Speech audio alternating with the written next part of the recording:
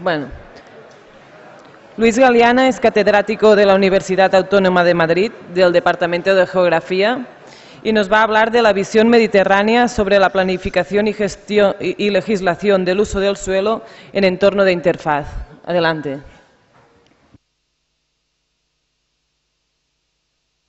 Muchas gracias, Elena.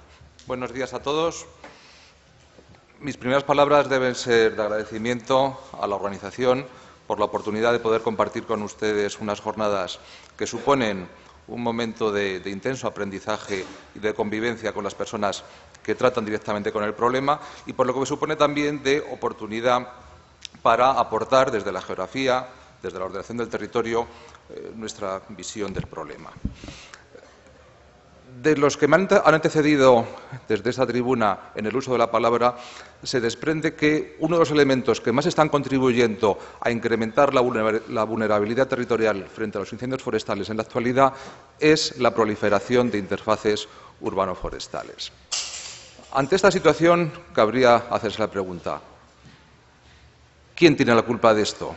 ¿A quién puede hacerse responsable de la proliferación de esta realidad?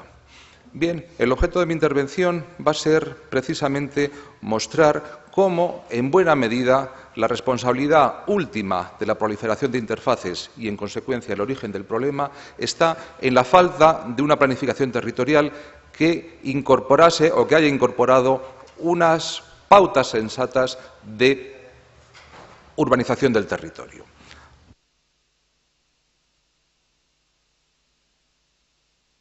Ahora. Mi intervención va a ser básicamente mostrar cómo es la carencia de esta planificación territorial que haya incorporado estas pautas sensatas, lastrada, como veremos, por déficit políticos, de falta de gobernanza territorial, por déficit técnicos de adecuada evaluación y gestión del riesgo, y que, en consecuencia, debe plantearse para abordar una adecuada mitigación de los daños causados por este fenómeno, toda una planificación sensible a estas circunstancias. Por este motivo, mi intervención va a dirigirse o va a plantearse en tres grandes apartados. Uno primero de carácter más teórico, en el cual se viene a ver cómo se incardina la planificación espacial o cómo se incardinan los riesgos en la planificación espacial. Una segunda de más amplio desarrollo, en la cual plantearemos cómo esta planificación debe incorporar, tanto en función de la escala como del momento en el que se interviene, diferentes estrategias, pero también veremos, por último, y para acabar, cómo los problemas que se plantean son realmente complejos y difíciles de abordar. Intentaremos que del planteamiento de estos problemas surjan las soluciones. Vamos a empezar, como digo, y me van a permitir que haga una pequeña introducción que podemos considerar de tipo más teórico, sobre de qué manera se incardina la gestión del riesgo en la planificación territorial. Y lo voy a hacer, en primer lugar, planteando, desde mi punto de vista, un asunto esencial, como es la directa relación que existe entre incendios forestales y evolución del sistema de asentamientos. Hasta 1950 España era un país rural. Es justamente en este momento cuando más de la mitad de la población es urbana. Hasta 1950 el 50% de la población era rural y a partir de ese momento la población va a ser progresivamente urbana.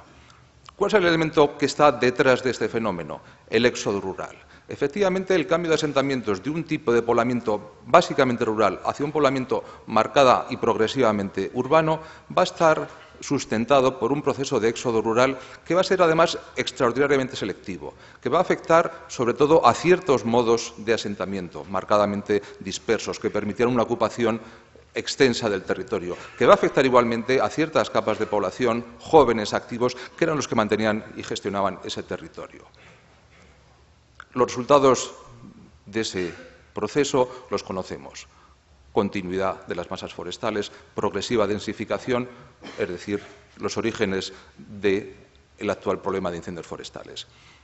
Esta relación entre asentamientos e incendio es todavía más evidente ahora, cuando la urbanización está en el origen de buena parte del problema. Desde 1950 hasta la actualidad, en Europa la población crece aproximadamente un 33%. En esos mismos años, la superficie urbanizada crece cerca de un 80%.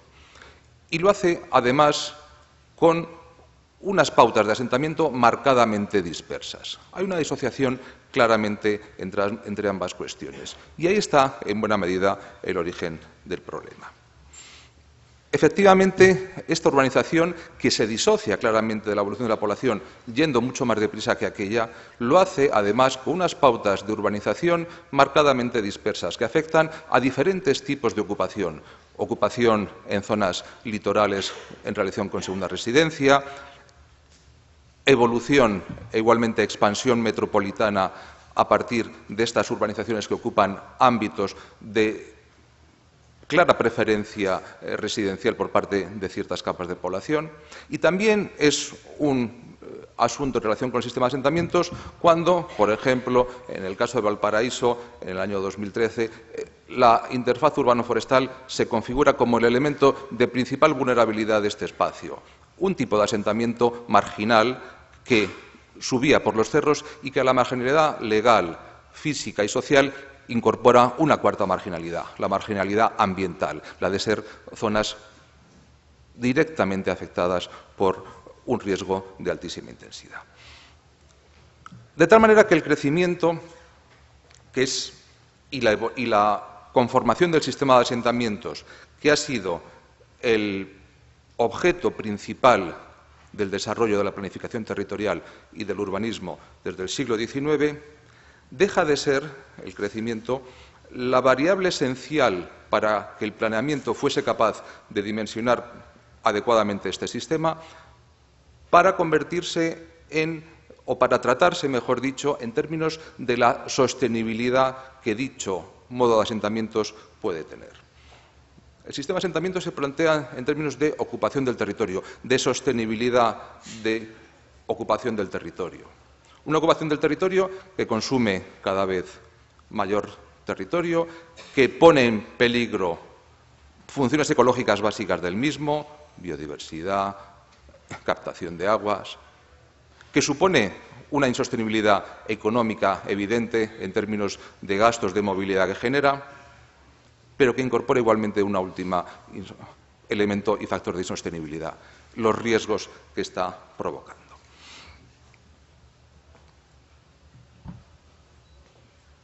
Este cambio de orientación, de plantear el crecimiento como elemento esencial de la planificación, a plantear el crecimiento o a ser interpretado como en términos de sostenibilidad, va a tener su directa traducción en el enriquecimiento de lo que denominamos sistemas de espacios libres. ¿Qué es el sistema de espacios libres? Bien, el sistema de espacios libres no es más que el espacio que queda al margen de los procesos de urbanización, el espacio que debe quedar al margen de los procesos de urbanización, que integran no solamente esas manchas más oscuras que ahí vemos, están viendo ustedes el plan territorial parcial del área metropolitana de Barcelona, las manchas oscuras son las zonas protegidas, parques naturales, espacios de especial interés natural, sino también esa matriz territorial de uso común que permite las funciones ecológicas básicas, que permite la conexión biológica, que permite las funciones, el cumplimiento de los ciclos básicos, que permite igualmente la conservación del paisaje y que debe igualmente asegurar una ocupación sensata del territorio en términos de riesgo. El concepto de espacios libres va ganando protagonismo en este discurso que estamos planteando, enmarcado en la progresiva implantación de la sostenibilidad y del paradigma de la sostenibilidad en la planificación territorial. El cambio climático no es sino un elemento que, de alguna manera, convierte la insostenibilidad y su discurso en un hecho incontrovertible. De alguna manera, el cambio climático aporta el argumento probatorio de la insostenibilidad de este modelo de ocupación. De pronto es posible cuantificar qué está sucediendo con el clima, qué supone eso en términos de avance del nivel de ascenso del nivel del mar. De alguna manera, todo este discurso cobra protagonismo. Cobra protagonismo y lo hace no solo en la prensa, sino que progresivamente el cambio climático y la necesidad de adaptar y de adoptar estrategias de mitigación para tratar de controlar y de reducir los daños a largo plazo de este fenómeno va a ser un asunto esencial. El ejemplo paradigmático es Holanda. Cerca de la mitad de su territorio, por debajo de 1 metro sobre el nivel del mar, el ascenso, este pequeño ascenso de unos milímetros, de unos pocos centímetros del nivel del mar que estamos comentando, va a suponer evidentemente un gravísimo riesgo, un incremento de la vulnerabilidad territorial inmenso para este país, donde los grandes colectores europeos, los grandes ríos que desembocan en el Mar del Norte, van a ver muy dificultada la evacuación de las aguas y van a provocar gravísimas, y están ya provocando gravísimas inundaciones en relación con este levísimo incremento del nivel del mar. De pronto tenemos la prueba, tenemos los datos que nos hablan de esa insostenibilidad. Ahí está la cuestión clave del cambio climático y su influencia en la planificación territorial. Y en los incendios sucede lo mismo. De pronto, estas mayores temperaturas, esta menor escorrentía, esta menor precipitación, se traduce en un parámetro muy concreto, el incremento de los días de riesgo extremo de incendios, que, como todos saben mejor que yo, es el elemento clave. Y cómo, ante esta realidad, es necesario adaptarse. Estos discursos aparecen, y van a aparecer sobre todo, en zonas como en Australia, que estamos viendo ahí, donde evidentemente este proceso es especialmente sensible y en el cual además los procesos de urbanización en zonas forestales son particularmente intensos. Visto el problema, vamos a plantear de qué manera podemos abordarlo. Y especialmente desde la planificación territorial y lo que supone la planificación territorial de ordenación de uso del suelo. Evidentemente, se trata de una protección pasiva. Se trata de mitigar los daños, reduciendo el nivel de vulnerabilidad, controlando el tipo de uso del suelo que se puede desarrollar en según qué lugares. Estas estrategias de mitigación podrán plantearse de diferentes maneras, pero evidentemente la cuestión clave es la imposición de restricciones a los desarrollos edificatorios, a los procesos de urbanización. Restricciones que van a tener básicamente dos modalidades, o que irán desde la prohibición absoluta de construcción en las zonas de máximo riesgo a la imposición de condiciones especiales para que estas edificaciones sean capaces de defenderse frente al fuego. Podremos tratar el asunto antes de que la organización se haya planteado, pero también tendremos que reaccionar frente a la actual situación, a una realidad que surge de muchos decenios de urbanización dispersa, de progresión de la vegetación natural que ha generado un gravísimo problema. Son los planteamientos paliativos, los planteamientos ex post, que llamaríamos de tratamiento de la realidad existente. Este planteamiento preventivo, ex ante, antes de que se produzca el proceso de urbanización, debe obligatoriamente plantearse a diferentes escalas. Ayer Jordi Warke nos planteaba de una manera magnífica cómo el esquema de estrategias, tácticas, maniobra debía llevar aparejado, aparecía una columna a la derecha, un esquema de gestión operativa del territorio. Efectivamente, 3 escalas, una escala territorial, una escala que llamaremos local, municipal, una escala de parcela, son las escalas que se sitúan directamente relacionadas con este esquema de estrategias, tácticas, maniobras. Una primera que es la escala territorial, la escala que podríamos denominar de macizo forestal. Evidentemente, ese macizo forestal que tienen ante ustedes es un ámbito que debe ser tratado de manera unitaria, de acuerdo a las pautas de propagación del fuego y de las condiciones de ignición del mismo igualmente. Sin embargo, no lo es. ¿Por qué? Porque hay varios municipios que cada uno de ellos va a regular la urbanización del mismo, situando, como están viendo, pues cada uno de los municipios su urbanización en la zona, permitiendo diferentes tipos de desarrollo. Es necesario un planteamiento de conjunto, de escala territorial. Es necesario igualmente una escala local, municipal, clave, porque es aquí donde las decisiones cobran carácter vinculante. Un nivel local donde los procesos de urbanización concretos son, evidentemente, un elemento esencial en el tratamiento y en la adopción de pautas sensatas de ocupación del territorio, hasta llegar a la parcela, la edificación, la estructura dentro de la misma. Aquí voy a hacer una pequeña digresión. Este es el ámbito preferente de actuación. Y me pregunto yo, ¿por qué? Bien, aquí, como en otras muchas cosas,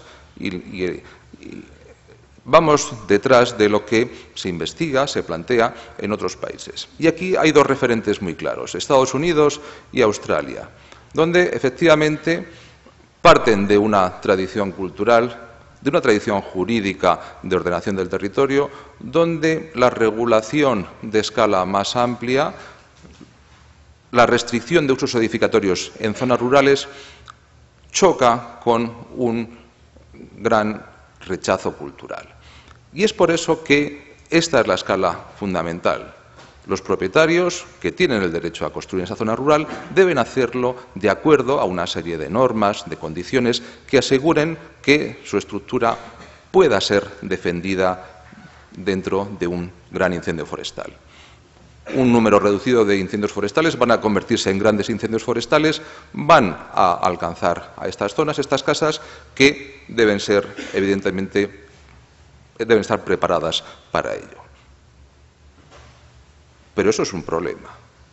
Estamos adoptando unas pautas de actuación y estamos adoptando un comportamiento preventivo que está obviando y dejando atrás esas otras dos escalas, territorial, local, de macizo, que son claves igualmente para abordar esta cuestión. Y nos estamos centrando mucho en esta escala. Es un asunto que creo que merece la pena retener y reflexionar sobre el mismo.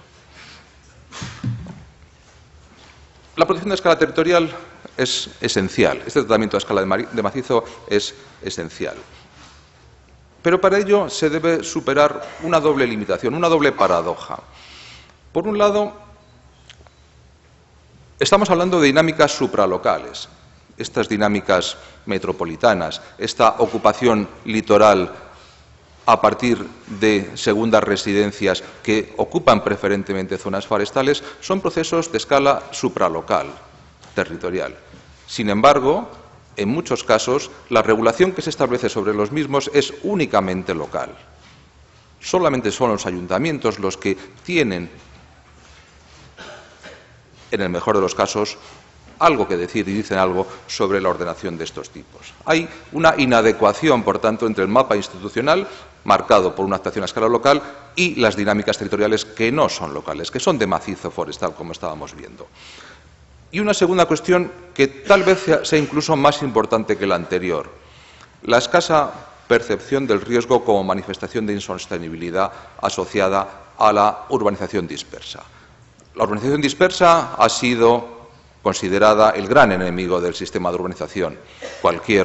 Si vemos cualquier ley de urbanismo reciente, cualquier declaración de la ONU sobre hábitat, etcétera, veremos siempre cómo es el hábitat disperso que está ocupando excesivamente el territorio, que supone un gasto económico brutal, que está incidiendo en una segregación social del espacio cada vez más intensa. Es el enemigo público número uno. Sin embargo, es excepcional que encontremos cómo este sistema de asentamientos dispersos está influyendo en el aumento de la vulnerabilidad territorial frente a los incendios forestales. Ni siquiera en zonas muy afectadas por este proceso y tras hechos catastróficos es posible encontrar esta percepción. La planificación territorial debe superar estas paradojas y debe ser capaz de detectar los procesos, orientar su transformación, plantear estrategias de gestión. Habitualmente esto lo hace, pero es complicado que este proceso de detección, orientación, establecimiento de criterios objetivos de gestión sea capaz de pasar al ámbito reglamentario. En el ámbito mediterráneo podremos encontrar numerosísimos ejemplos de documentos territoriales de carácter indicativo, de sensibilización, de cómo efectivamente debe ser considerado el riesgo de incendios forestales en la urbanización del territorio y en la planificación territorial. Sin embargo, y todos los incorporan, prácticamente en zona mediterránea, sobre todo en zona mediterránea europea, todos los documentos de planificación territorial van a tener una sensibilidad hacia este asunto. Pero va a haber una gran dificultad, por el contrario, en encontrar la manera de establecer un componente reglamentario a este proceso estratégico. Victoria, el estado de Victoria, en el sureste de Australia, una de las zonas donde el problema de fuegos es mayor. El estado de Victoria es el que tienen ustedes ahí abajo, en el sureste, donde el problema social del fuego en Australia, el gran continente del fuego, donde verdaderamente el problema existe es cuando afecta a las zonas de población. Bien, el estado de Victoria ha progresado en esta línea y lo ha hecho a partir de una fecha clave, 2009, el Black Saturday, cuando miles de viviendas ardieron en este lugar. Efectivamente, Victoria había pasado de una zonificación de tipo indicativo, había señalado cuáles eran las zonas más vulnerables, cuáles eran las zonas de máximo riesgo y cómo los propietarios debían tratar de defenderse creando esos espacios defendibles en torno a sus estructuras. La Wildfire Management Overlay hacia un tratamiento de carácter claramente prescriptivo, vinculante, obligatorio, tras estos elementos del 2009. La capa de protección, la zonificación, la overlay, es simplemente pues, una detección de las zonas de mayor vulnerabilidad territorial y la imposición sobre las mismas de unas determinadas normas que tienen que ver básicamente con las condiciones de urbanización, de parcelación y sobre las condiciones de edificación dentro de la parcela. Como digo, hay dos fases diferenciadas, una hasta el 2009, de carácter más indicativo, y otro de carácter más vinculante y prescriptivo. Un estudio que se planteó sobre los efectos del incendio del 2009 intentó, de alguna manera, mostrar cómo esta planificación indicativa previa había sido eficaz. No, ahí se va, sí se ve. Para ello, plantearon una comparación entre el área afectada, las viviendas que habían sido quemadas en el área afectada por los incendios, las que estaban incluidas dentro de esta zonificación, que suponían un 40%, y luego manejaron qué porcentaje de viviendas que se habían construido de acuerdo a los requerimientos de la VMO, de esta zonificación, habían sido quemados. Evidentemente, los porcentajes son netamente inferiores. Ya con una prescripción más intensa o menos intensa, los porcentajes de viviendas destruidas son mucho menores. Bueno, evidentemente las cifras hacen que el tratamiento estadístico deba ser considerado de una manera cuanto menos prudente, pero evidentemente en relación con otros factores, sin entrar en otros factores que también pueden influir en estos resultados, parecía claro que construir de acuerdo a estos requerimientos suponía una ganancia en seguridad muy alta. Bien, eso puede ser cierto, pero ¿hasta qué punto un planteamiento de este tipo está provocando una especie de justificación a poder hacerlo? Es decir, ¿Estamos realmente disminuyendo la vulnerabilidad territorial imponiendo estas restricciones o estamos consiguiendo un territorio cada vez más vulnerable, cada vez más complejo para su gestión y para su defensa?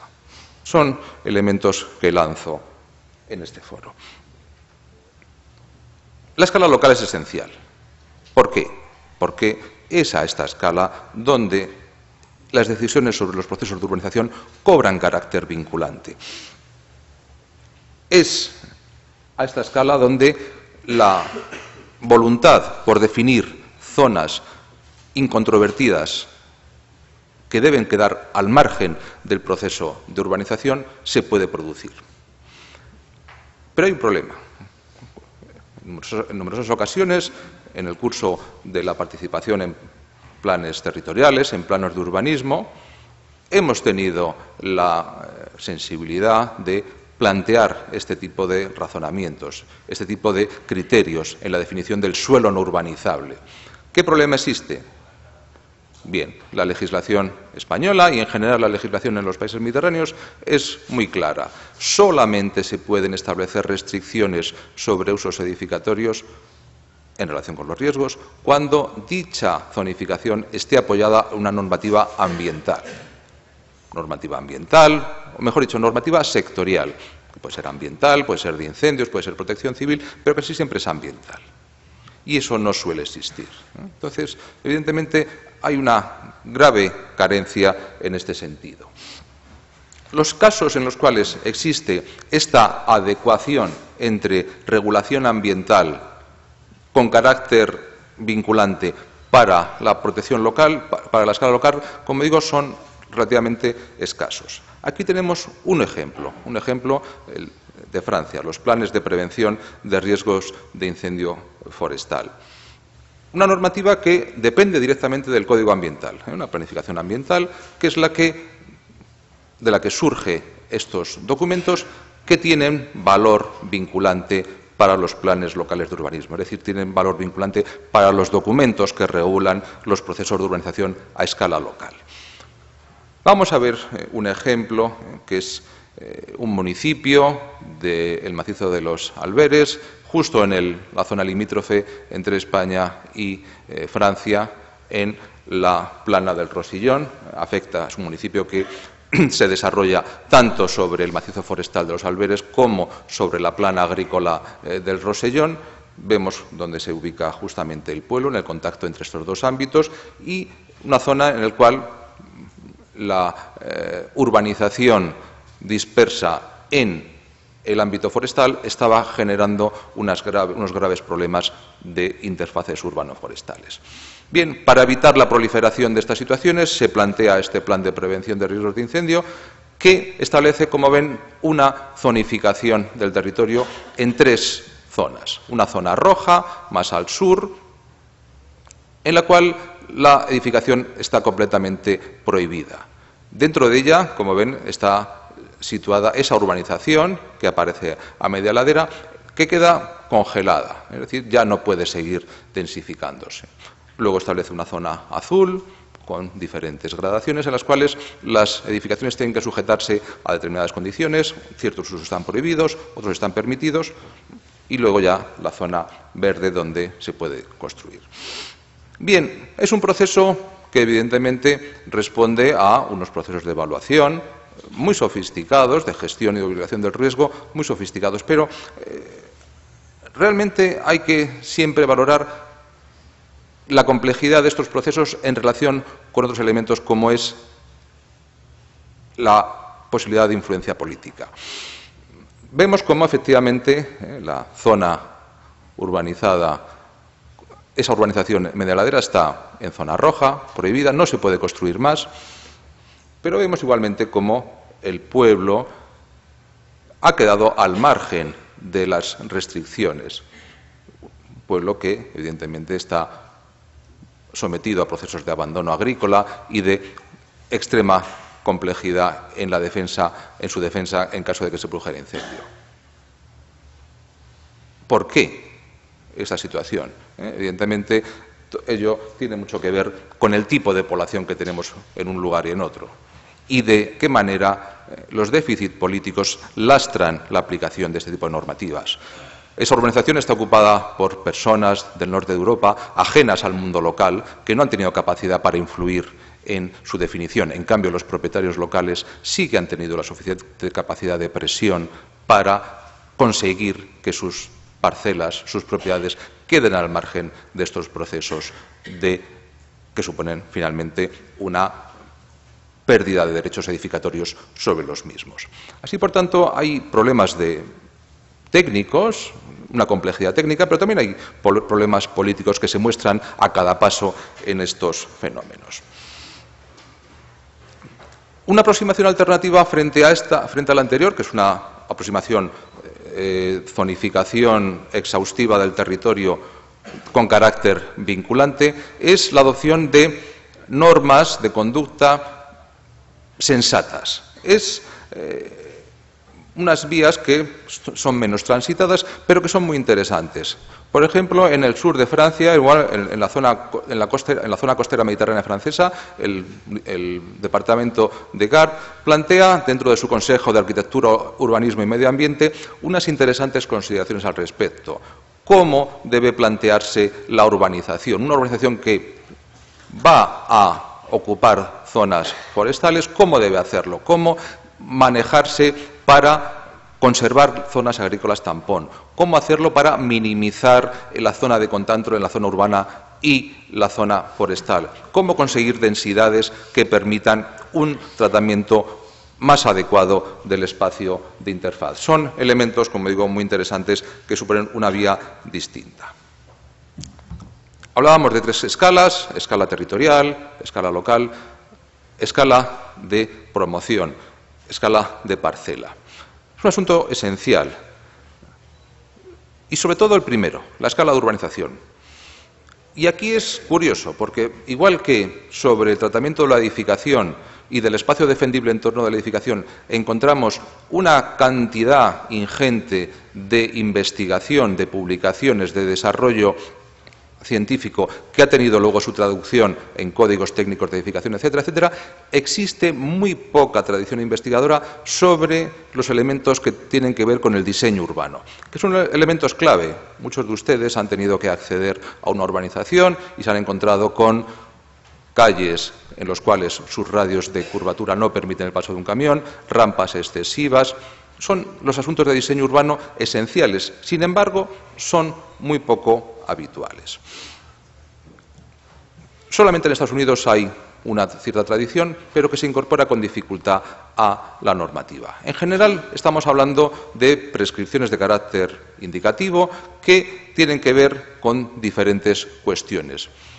¿Cómo debe plantearse la urbanización en relación con el paisaje? ¿Cómo debe situarse la misma y emplazarse en relación con la pendiente, la vegetación, los diferentes elementos que pueden entrar? ¿Qué características tiene que tener el viario para garantizar el acceso, la evacuación, la operación de los medios de extinción? ¿Cómo debe dotarse la urbanización de hidrantes en volumen, en disponibilidad, en distancia a las parcelas? Son todos elementos esenciales, como muy bien saben, y que son muy fáciles de plantear en el momento de hacer la urbanización, pero que, sin embargo, no se consideran apenas.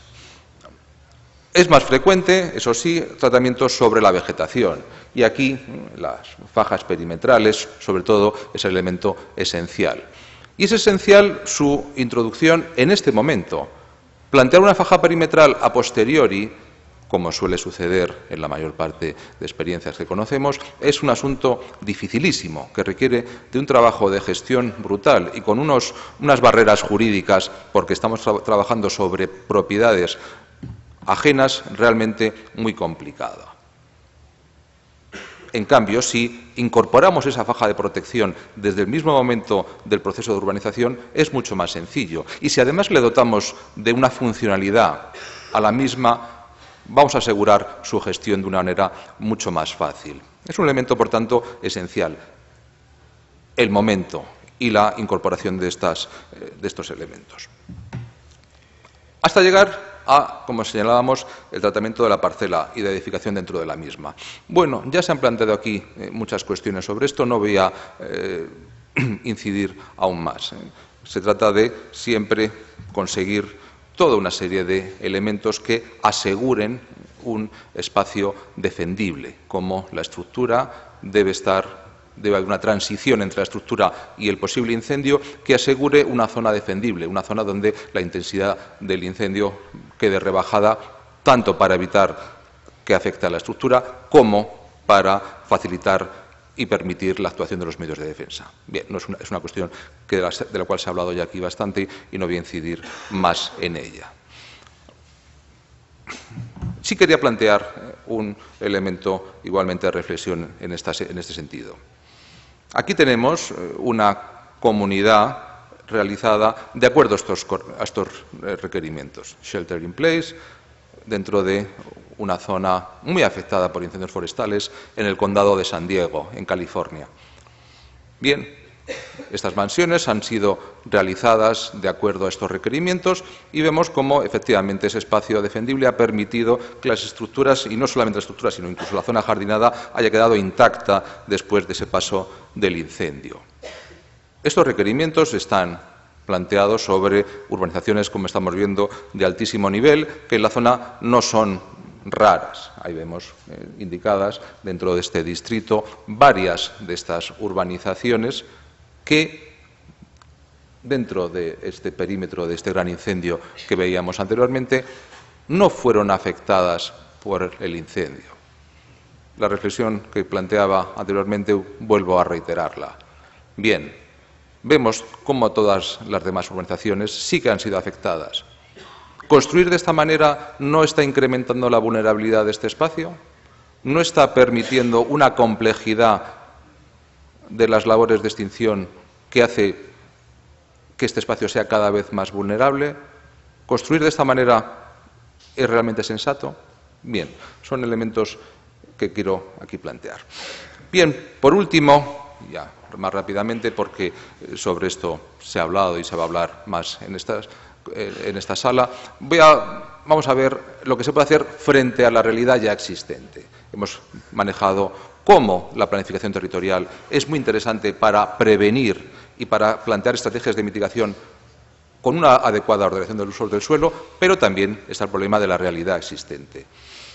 Ante la existencia de este hecho, de la proliferación de interfaces y de la creación del espacio altamente vulnerable, la alarma social ha llevado a diferente tipo de soluciones. Traslado de poblaciones se han planteado. En Australia se ha llegado a plantear si determinadas zonas urbanizadas en zona forestal debían ser directamente evacuadas y trasladadas sus poblaciones a otros lugares. Bueno, es un argumento recurrente. Cuando el Katrina en Nueva Orleans se planteó lo mismo. ¿Nueva Orleans debe ser abandonada? Bien, estas soluciones al final nunca se plantean. Lo que sí es posible, y es un elemento muy interesante que podemos ya ir manejando, es que sí que se pueden trasladar las poblaciones en los días de extremo riesgo. Es decir, muchas de esas urbanizaciones deberían ser evacuadas en los días de riesgo extremo. Ya se hace, por ejemplo, en Australia. Y es un elemento que, evidentemente, contribuiría mucho a rebajar la vulnerabilidad de estos espacios. Bien, son tratamientos paliativos los que se pueden plantear, como es lógico. Y podemos diferenciar dos tipos. Un tratamiento según qué tipo de combustibles vayamos a tratar. Podemos tratar los combustibles forestales, es decir, podemos plantear estas fajas perimetrales de protección y podemos tratar sobre los combustibles residenciales, podríamos llamar. La reducción de los combustibles forestales en países como Estados Unidos, en lugares como California, consumen ya más de la mitad del gasto, el mantenimiento de estos espacios. Y nunca se hace bastante, nunca se hace una reducción del combustible suficiente. Se densifica cada vez más que nuestra capacidad para reducirlo. El problema es una cuestión de evaluación, de priorización, qué zonas deben ser tratadas y aquí, como antes veíamos en ese gráfico de Francia, los problemas técnicos, las soluciones técnicas chocan igualmente con la política como politics as usual, es decir, la política común, corriente, que lleva a la protección de una serie u otra de espacios. No voy a entrar en la cuestión compleja, y que hay muchas personas aquí en la sala que podrían decir cosas mucho más interesantes que yo, de la eficacia de este tipo de actuaciones. Ahí vemos efectivamente una de estas fajas perimetrales de protección de una urbanización y vemos cómo efectivamente la severidad del fuego se redujo en la misma, pero esa severidad reducida no impidió que el fuego llegara hasta la urbanización, donde podemos ver cómo buena parte de las estructuras ardieron quemando la vegetación de alrededor. Es decir, la faja funcionó, pero ello no impidió que las estructuras ardiesen. Bien, no voy a seguir más en esta línea. Un elemento clave, efectivamente, son la percepción, la sensibilización frente al riesgo. Y las estrategias, medidas en esta línea son frecuentes, son las más habituales. Reducir la intensidad, mejorar la defensa, crear ese espacio defendible en torno a la estructura es el concepto clave, que se manifiesta tanto en fajas perimetrales de urbanización, setos, manejo de la vegetación en torno a la edificación, etcétera, etcétera, etcétera, y que tienen su tradición directa y su traslación a la normativa edificatoria, al código urbanístico, para, a través de las licencias, comprobar su verificación. Es el tratamiento más habitual y en ocasiones casi el único, este que aquí se plantea. Siendo esto importante, conviene recordar todo lo que hemos dicho anteriormente y que habitualmente no se hace. En conclusión,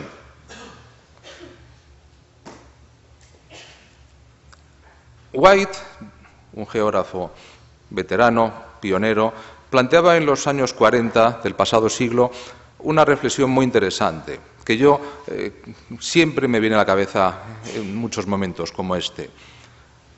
Un investigador sobre los riesgos debe considerar, en primer lugar, la percepción del riesgo y el comportamiento frente al riesgo como elemento esencial de su investigación.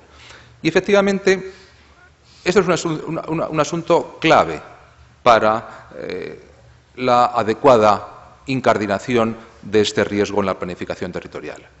Lo escasamente implantada que está la percepción de que ciertos problemas complejos, como es la urbanización dispersa, como es el abandono agrícola, se traducen en un incremento del riesgo. Hay un déficit claro en este sentido que, además, tiene su traslación en el tratamiento. Una realidad compleja. Frente a un tratamiento integrado en la misma, lo que ve es que se disecciona el problema y se plantea en ámbitos distintos.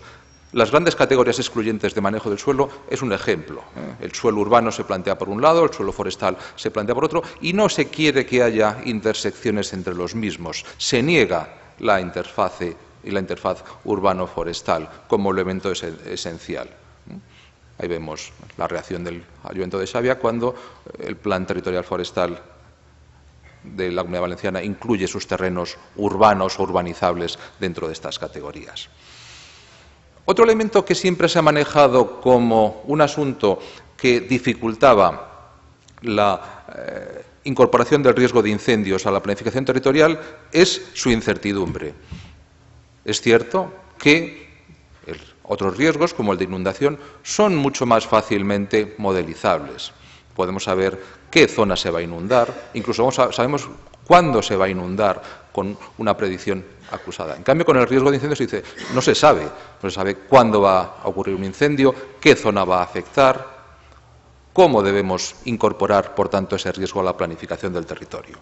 Bien, siendo esto cierto, no es menos cierto que existe ya una sólida tradición y un sólido conocimiento sobre los patrones de propagación del fuego y cómo en ciertas zonas determinados incendios tipo son los que causan los grandes incendios, que son los que están generando la situación de la vulnerabilidad. Con lo cual, no es tanto una cuestión de incertidumbre frente a este tipo de riesgos como la falta de incorporación de este tipo de conocimiento por los técnicos.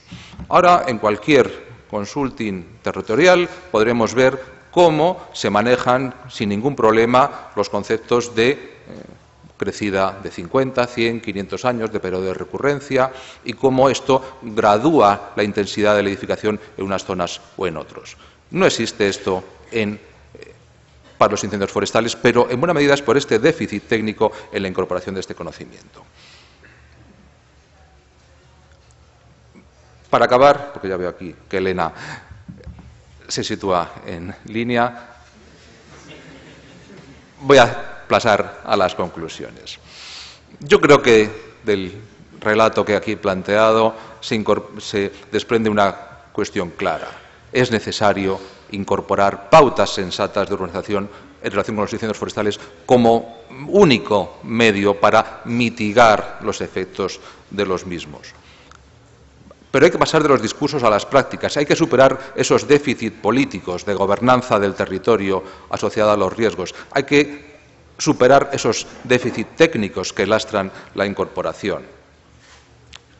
Hay que hacer un tratamiento a diferentes escalas, estrategias, maniobras, tácticas, maniobras, territorial, local, urbanización, parcela, y no quedarnos únicamente en el tratamiento de la edificación como se está planteando actualmente. Bien, en general estamos ante un problema, decíamos, de percepción, de comportamiento. Hay que superar los déficits, hay que conseguir que tanto a nivel político, pero también a nivel técnico, que está insuficientemente incorporado, se tenga conciencia del problema y se actúe en consecuencia. Muchísimas gracias.